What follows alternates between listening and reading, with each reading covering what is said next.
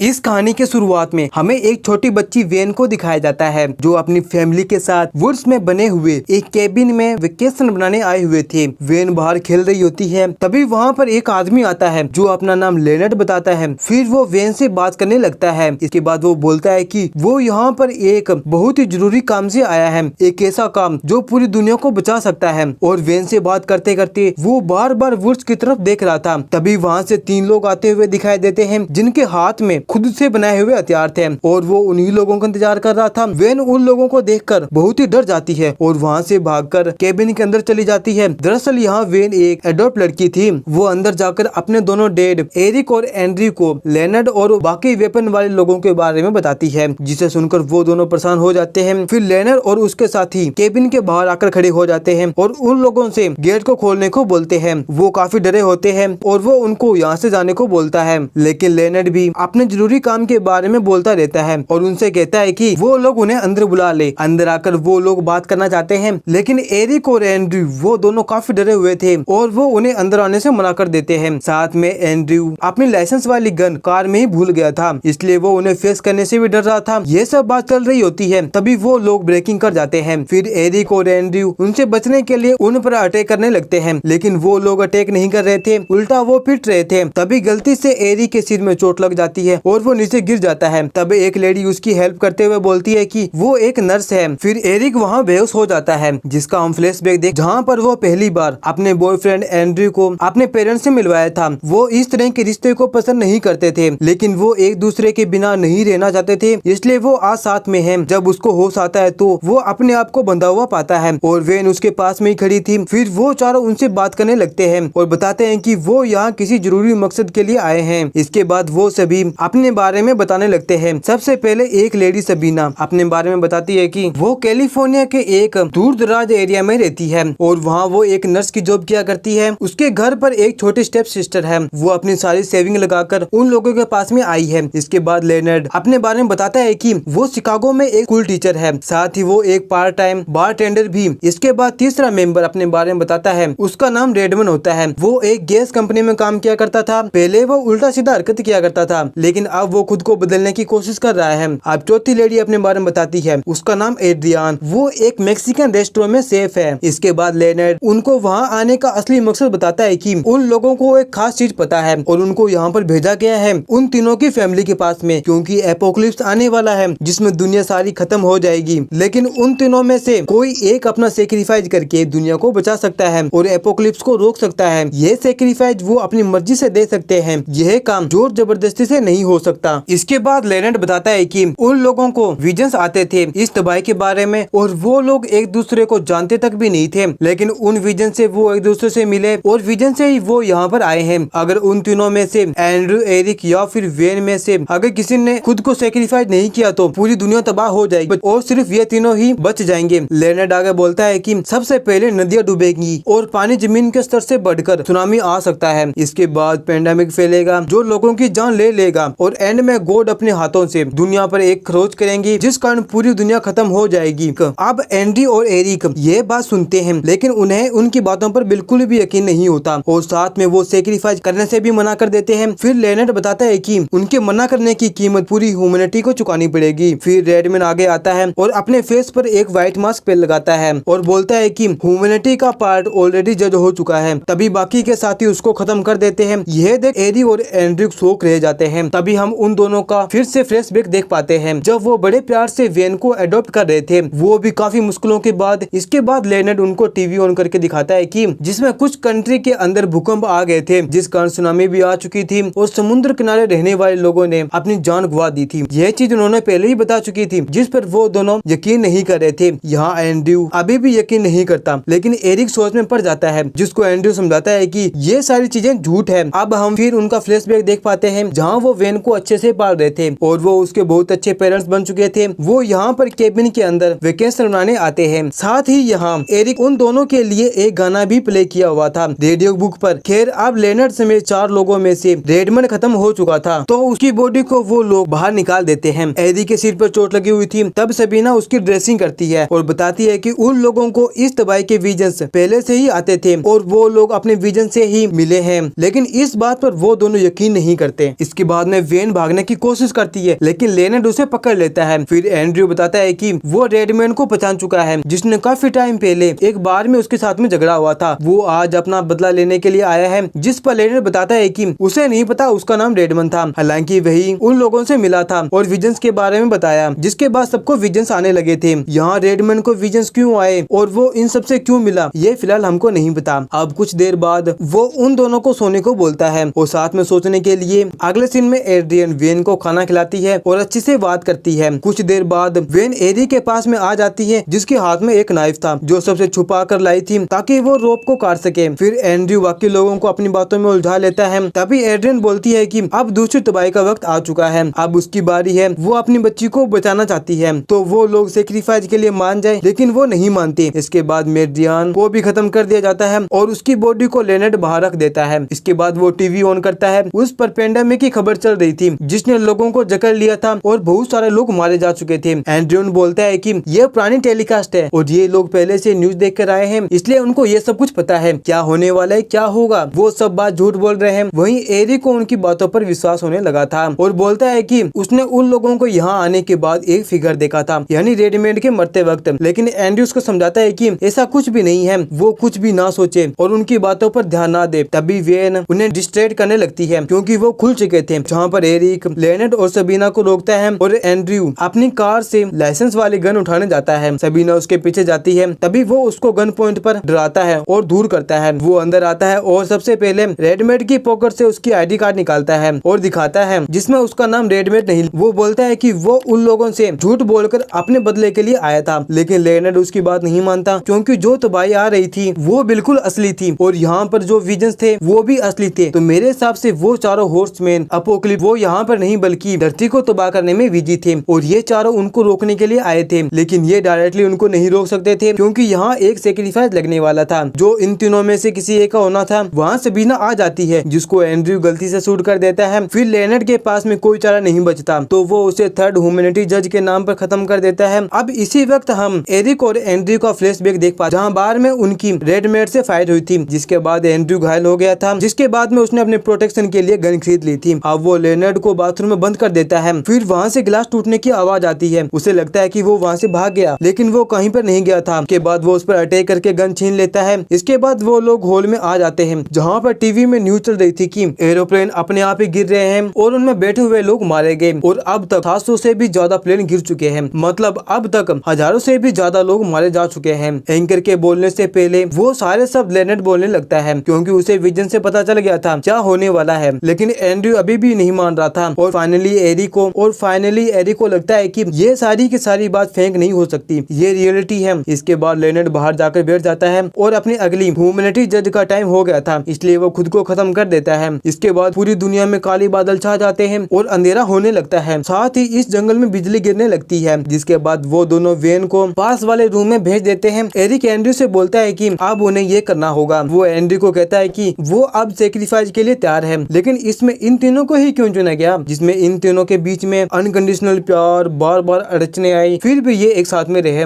Andrew और when का अच्छा फ्यूचर चाहता था, जहाँ वो उसे पाल पोस कर बड़ा करे, जब वो बड़ी हो जाए तो अपनी मर्जी से लाइफ जी सके, बल्कि वो कभी भी नहीं जी पाए थे। और इसी के साथ एरिक अपने आप को शूट करवाकर सेक्रीफाइस दे देता है, जिस कारण एंड्रयू पूरी तरह टूट जाता है। इसके बाद वो वेन को लेकर केबिन से दूर जाने लगता है। तभी उस केबिन पर बिजली गिरती है और केबिन राख हो जाती है। मतलब ये सेक्रीफाइस कबूल कर लिया गया था। थोड़ी दूर जाने पर उन्हें लेनेड की कार मिलती है, जो उन लोगों ने उनके लिए छोड़ी थी कि वो उन दोनों में से कोई ना कोई यहाँ पर जरूर आएगा। तभी हम न्यूज में देखते हैं कि जहाँ मिरेकल की तरह भूकंप भी आना रुक गया था, सुनामी रुक गई थी और प्लेन अपने आप ही ठीक हो गए थे। साथ ही साथ लाइटनिंग स्ट्राइक आना भी बंद हो चुकी थी। लेकिन जो तबाही हुई थी वो ठीक नहीं हुई थी। अब उनको उस दुनिया में रहना पड़ेगा जो पहले की तरह नॉर्मल नहीं होगी, क्योंकि ये सभी घटना एक नॉर्मल बात नहीं थी। यहाँ हमें पता चलता है कि एरिक ने अपना सेक्रीफाइस क्यों दिया। जब रेडमेड मारा गया था तब उसे एक व्हाइट लाइट दिखाई दी थी। उस वक्त उसने एंड्रयू और वेन को देखा था, लेकिन वेन उस वक्त काफी बड़ी हो चुकी थी, यानी वो जान गया था कि उसे सेक्रीफाइस देना होगा। अब एंड्रयू बिना एरिक के वेन के साथ में नई जिंदगी बिताना निकल पड़ता है, जहाँ पर वही गाना बजता है जो शुरुआत के वक्त एरिक ने उन दोनों के लिए बजाया था। और इसी के साथ ये मूवी यहीं पर समाप्त होती है। आपको ये मूवी कैसी लगी? अच्छी लगी तो वीडियो को लाइक, चैनल को सब्सक्राइब जरूर करें। जब तक मिलते हैं अगली वीडियो में, जब तक के लिए बाय बाय।